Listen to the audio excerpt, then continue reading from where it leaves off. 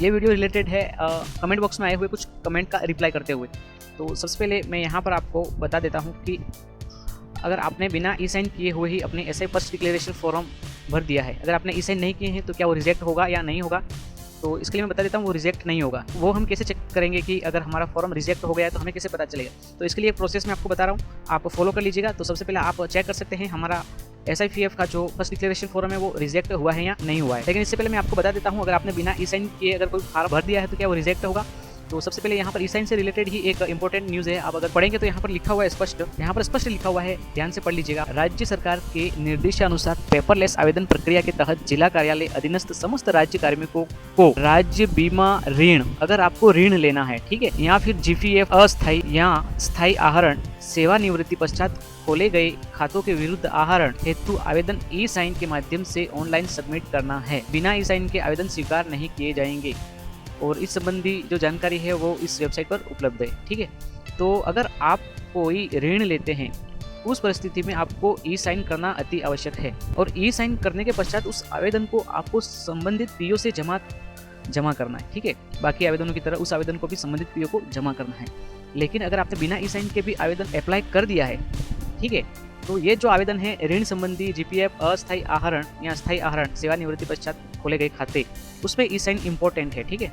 अगर आपने ई साइन नहीं किए हैं तो यहाँ पर आपको चिंता करने की कोई आवश्यकता नहीं है, आपका वेतन नहीं रुकने वाला है। अगर आपने देखा होगा तो ई साइन में मैं आपको प्रोसेस भी बताऊंगा। आप जो भी PDF डाउनलोड करेंगे ना, आपका जो प्रिंट लेंगे उस प्रिंट में आप ई साइन करोगे तो उस प्रिंट को हमें यहाँ पर केवल PO को जमा कराना, ठीक है, PO को जमा कराना है। तो उस प्रिंट पर ई साइन है या आप हाथ से साइन करो, बिल्कुल सही है, इसमें कुछ भी गलत नहीं है। और यहाँ वेबसाइट आपको वेरीफाई नहीं करती है कि आपने ई साइन किए हैं या नहीं किए हैं। वेबसाइट केवल आपके मोबाइल नंबर वेरीफाई करती है और केवल मोबाइल नंबर के कारण आपके आवेदन को रोका नहीं जा सकता, ठीक है। तो आप निश्चिंत रहें। फिलहाल हम चेक कर लेते हैं कि हमारा जो आवेदन है उसका स्टेटस क्या है, क्या वो रिजेक्ट हुआ है या नहीं हुआ है। तो फिलहाल मैं इसे क्लोज कर देता हूँ। चेक करने के लिए आप यहाँ पर माय ट्रांजेक्शन पर क्लिक करेंगे, ठीक है। जैसे आप SSO लॉगिन कर लेंगे, लॉगिन की प्रक्रिया बता दी और इसके बाद SIPF ओपन करेंगे और इसके बाद आप माय ट्रांजेक्शन पर क्लिक करेंगे। यहाँ पर आप चेक कर सकते हैं आपकी जो पॉलिसी है, ठीक है, उसका जो स्टेटस है आप चेक कर सकते हैं पेंडिंग विद LDCS, यानी कि इसे PO DDO से अप्रूव हो चुका है और ये आगे के लिए भेजा जा चुका है, ठीक है। तो वहाँ से ऑफिस से इसे प्रोसेस नहीं किया गया है, फिलहाल ये पेंडिंग है। तो जब वो चेक करेंगे तो यहाँ पर स्टेटस आ जाएगा, सक्सेसफुली है तो यहाँ पर अप्रूव हो जाएगा। अदरवाइज अगर रिजेक्ट होता है तो कोई दिक्कत की बात नहीं है, आप फिर से आवेदन कर देना। आप यहाँ पर इसका स्टेटस चेक कर सकते हैं। अब हम एक फॉर्म को भर के भी बता देते हैं हम किस तरह से DDO लॉगिन से SI फर्स्ट डिक्लेरेशन फॉर्म भरते हैं। तो उम्मीद करता हूँ आपका डाउट क्लियर हो चुका होगा और आप चेक कर सकेंगे आपका स्टेटस यहाँ पर। अगर रिजेक्ट होता है तो आप फिर से अप्लाई कर दीजिएगा और किस तरह से ई साइन करना है वो मैं इस वीडियो में आगे बताऊँगा। तो आप निश्चिंत रहिए, ई साइन नहीं किया है फिर भी आपका फॉर्म सबमिट हो गया है तो वो डिसअप्रूव या उसको रिजेक्ट नहीं किया जाएगा, ठीक है। तो चलो प्रोसेस देखते हैं हम किस तरह से ई साइन के माध्यम से आवेदन कर सकते हैं। तो चलिए स्टार्ट करते हैं। ई साइन से रिलेटेड मैंने आपके क्वेरी को सोल्व कर दिया। अगर आपको ये प्रॉब्लम है तो मैंने बता दिया। अगर ई साइन इतना ही मस्ट होता, इतना ही आवश्यक होता तो सबमिट विदाउट ई साइन ऑप्शन ही नहीं आता, ये मैं आपको बता देता हूँ। अगर ये ऑप्शन आ रहा है तो इसलिए आ रहा है, ठीक है। तो यहाँ पर ऑप्शन दे रखा है उन्होंने सबमिट विदाउट ई साइन। मान लीजिए अगर आप खुद SSO आपकी पर्सनल SSO ID से इसे अप्लाई नहीं कर रहे होते और आपका DDO इसे अप्लाई कर रहा होता तो वो वहाँ पर कहाँ से आपका मोबाइल नंबर लाता अगर आप वहाँ पर नहीं होते। तो पहले केवल DDO को एक एप्लीकेशन लिखी जाती थी और वह उस एप्लीकेशन के माध्यम से अपनी SI कटौती करता था।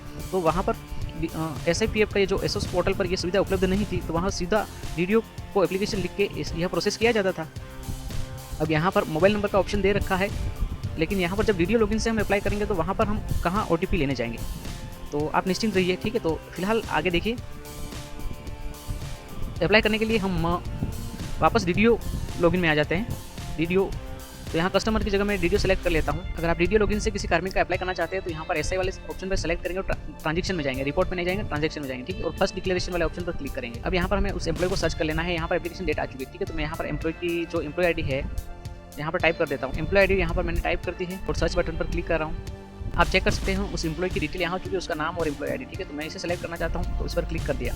नीचे की तरफ उसकी सारी डिटेल यहाँ शो हो रही। मैं ऊपर की तरफ स्क्रॉल करता हूँ, यहाँ पर एम्प्लॉय की सारी डिटेल सही से आ चुकी है और यहाँ पर उसका बेसिक पे मैंने पहले ही अपडेट कर दिया था। इसके बाद यहाँ पर प्रीमियम अमाउंट सेलेक्ट कर लेता हूँ, इसमें से जो भी अमाउंट मुझे सेलेक्ट करना है।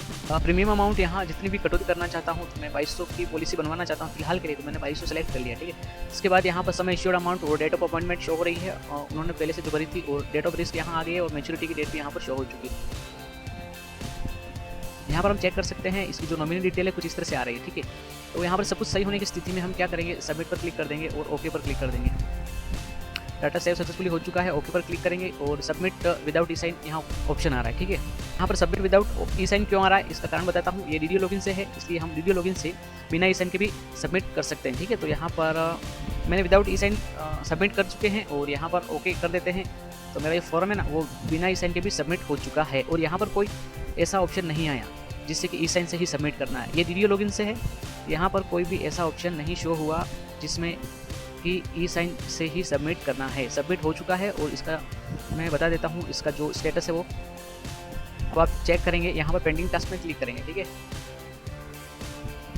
यहाँ पर कोई भी रिकॉर्ड नहीं है, पेंडिंग टास्क में कोई भी रिकॉर्ड नहीं है। कारण बता देता हूँ, रिकॉर्ड इसलिए नहीं है क्योंकि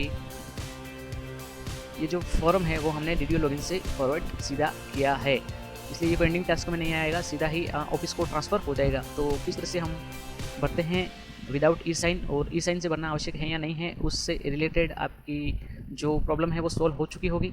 उम्मीद करते हैं वीडियो पसंद आया होगा, और अगर वीडियो पसंद आए तो चैनल को सब्सक्राइब करें, वीडियो को लाइक करें, अपने दोस्तों के साथ शेयर करें। आज के लिए बस इतना ही, जल्द ही मिलते हैं एक नई वीडियो के साथ। तब तक के लिए राज गुरुजी साइनिंग आउट।